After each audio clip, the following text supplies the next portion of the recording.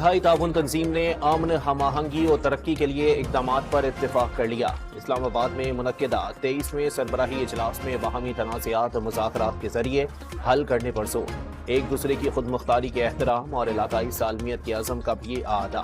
मुख्तलिफ शोबों में ताउन और सकाफती रवाबित बढ़ाने पर भी इत्तेफाक। पाकिस्तान खित्ते की तरक्की, अमन और खुशहाली के लिए अपना भरपूर किरदार अदा करता रहेगा। वज़ीर आज़म शहबाज शरीफ का SCO इजलास से खिताब।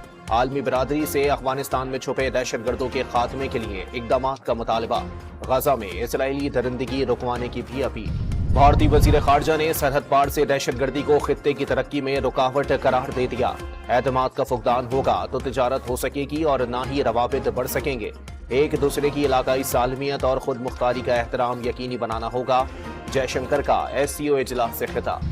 वज़ीर आला पंजाब ने लाहौर के कॉलेज में बच्ची से ज़्यादती का प्रोपेगेंडा मुस्तरद कर दिया। जाली खबरें और इंतशार फैलाने वालों के खिलाफ कार्रवाई का हुक्म जारी।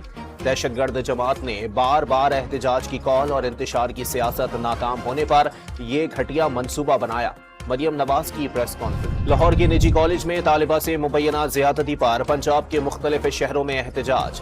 मुजाहिरीन की जानिब से लाहौर के कॉलेज में तोड़ फोड़, मोटरसाइकिलें नजर आतिश। गुजरात के कॉलेज में एहतजाज के दौरान तशद्दुद से गार्ड जाँ बहक। हंगामा आराई में मुलव्विस से कई अफराद गिरफ्तार।